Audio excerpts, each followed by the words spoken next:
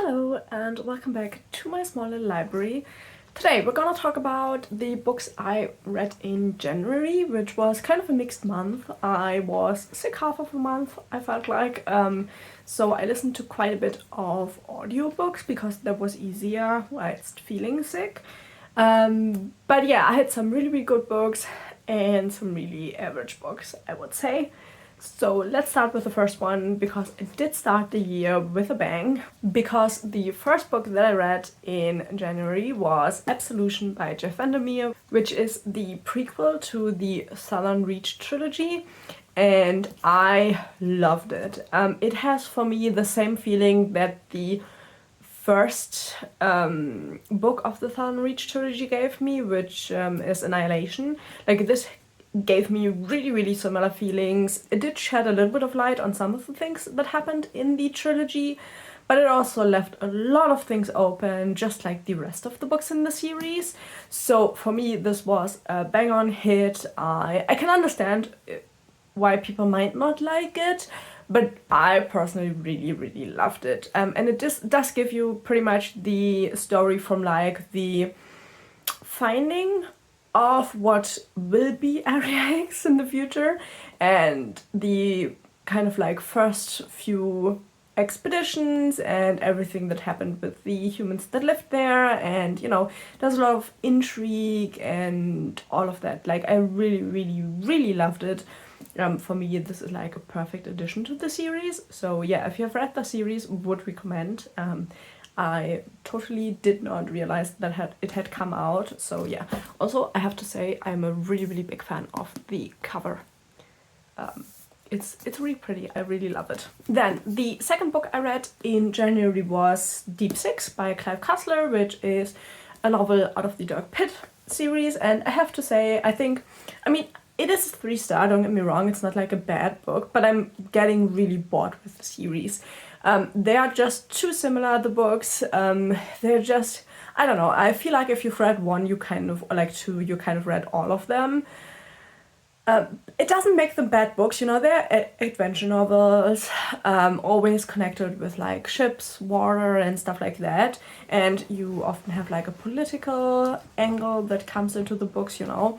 But all in all, there's just nothing ever new in the novels if you read a few of them, because you always have the pretty woman that Dirk Pitt kind of has to save at some point in the story, and you know, you have the kidnappings because somebody always gets kidnapped and then somebody always gets left behind that has to then find the rest of the team and stuff like that.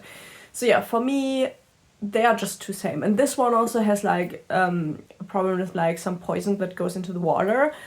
And we had a really similar one where there was like something growing, I think, in the water that like some algae or something that like really threatened like fish populations. And this time it's poison, but like the effect is the same. And then it's, you know, it was just too similar to other books by him. I think it's just not the series for me. I would have loved a little bit more differentiation between the books because, yeah, too much of the same for me personally. But they are not bad books. Like, they are pretty like action-packed novels. So if you like good action adventure focused on water and boats and stuff like that mostly, with like, you know, your macho hunk of a main character, go for the series, absolutely. I just don't think it's what I love to read, to be honest. Then I had one I was really excited about, and that is The Hollow Ones by Guillermo del Toro and Chuck Hogan. I gave that one 4 stars. I did really like it. This is a supernatural thriller, I would say. I thought in the beginning it was a horror book, but it is much more of like a supernatural thriller. I did really enjoy it.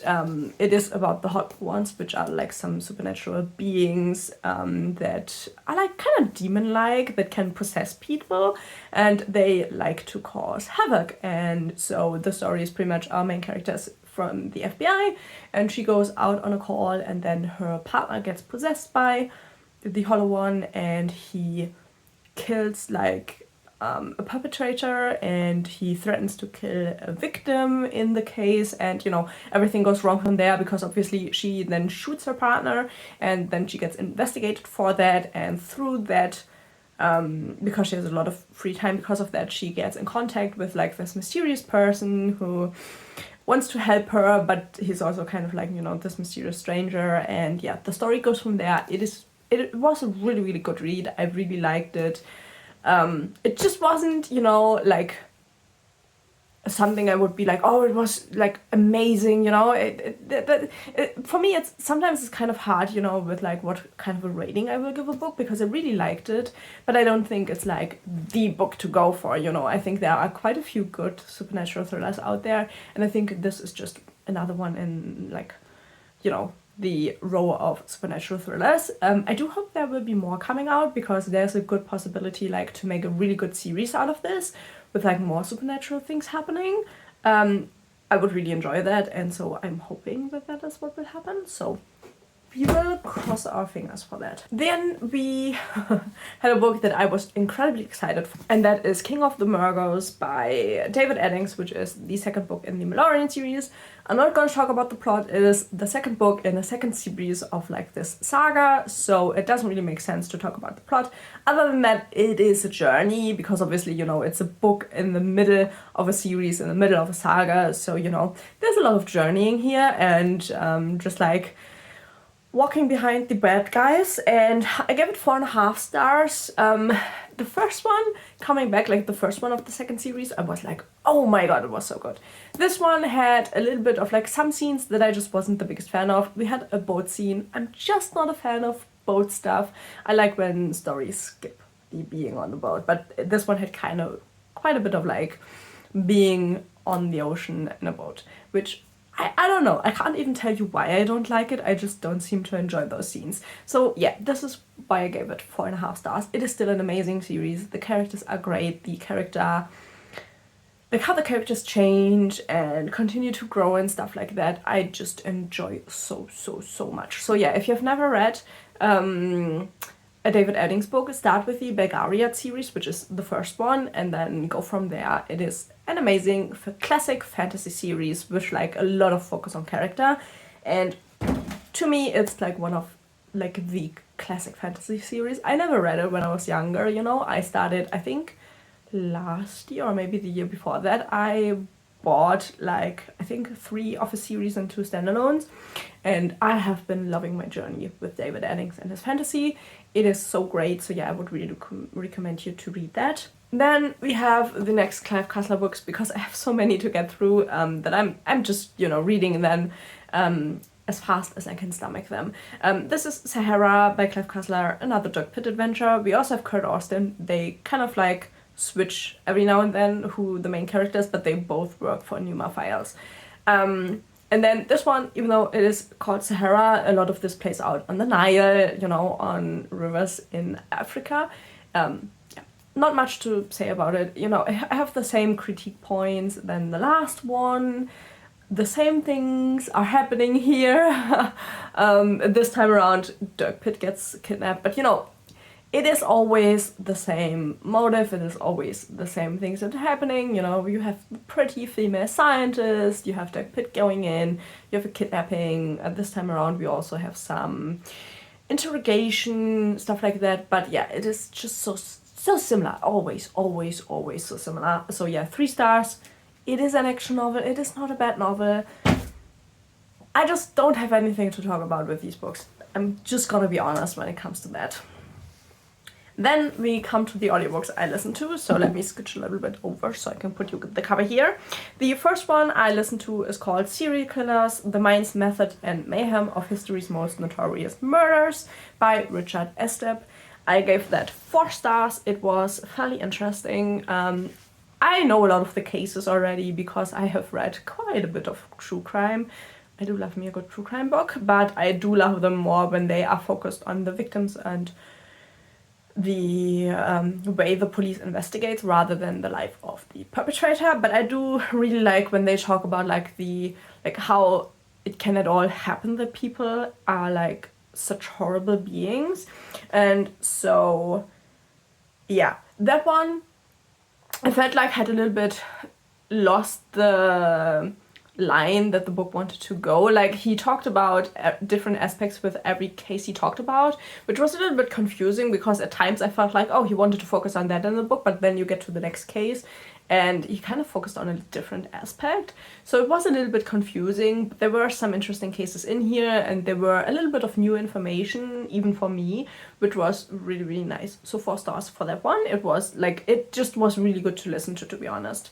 Then the next one I listened to is The Psychology of Notorious Serial Killers, The Intersection of Personality Theory and the Darkest Minds of Our Time by Todd Grande, which I also gave 4 stars. This one was focused on the minds of the serial killers and like what personality traits you can see, what issues, like personality issues they might have, and he kind of categorized them on this personality scale.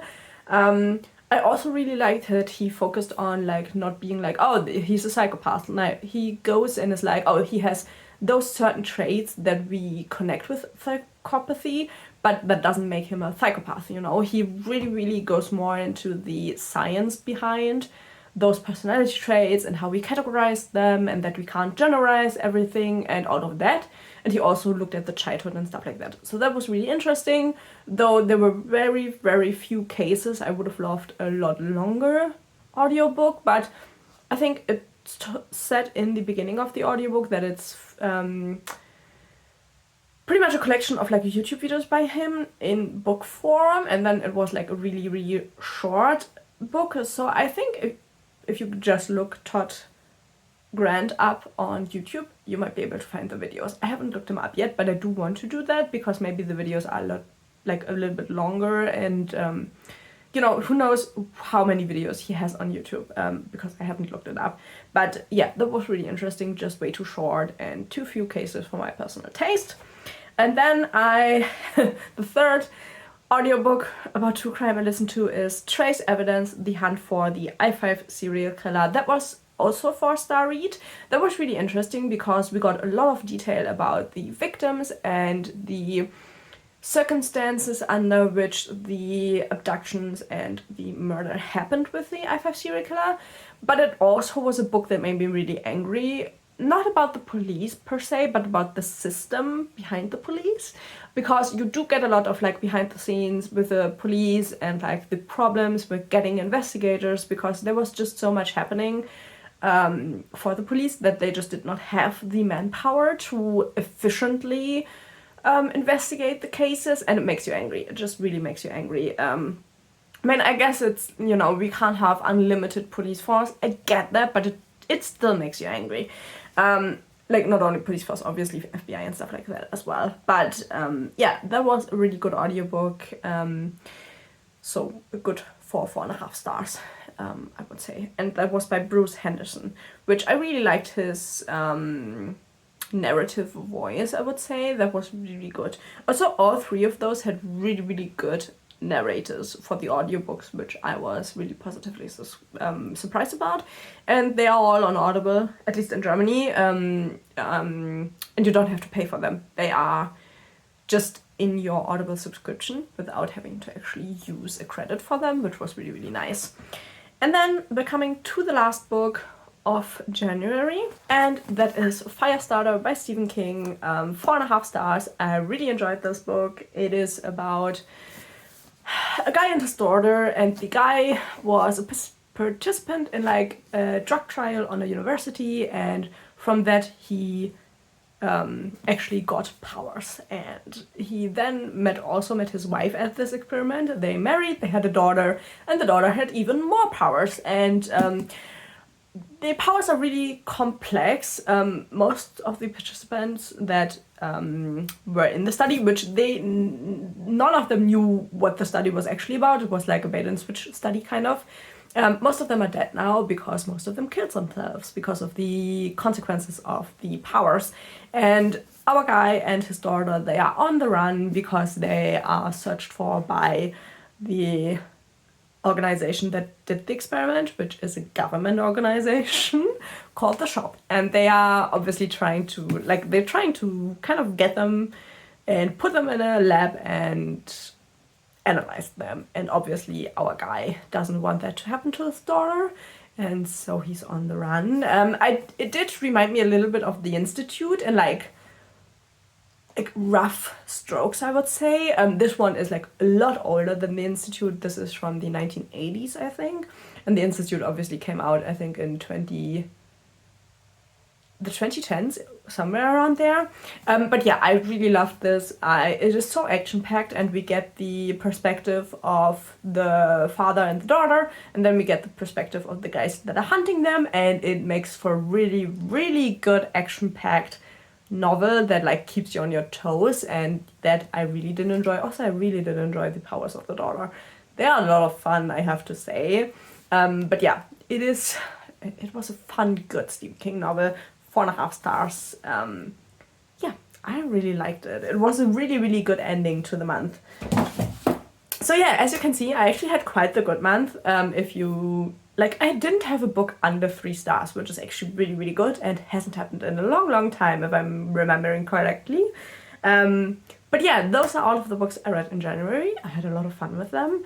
If you have also read any of them, please leave your opinions about them down below. Or maybe if you read like a really, really good book, leave it as a recommendation. I always love getting new book recommendations because, you know, you can never have enough books. So it's always nice to know what other people love. And yeah, I hope you enjoyed this quick little review of all of the books I read in January. And hopefully I will see you in the next video. Bye bye!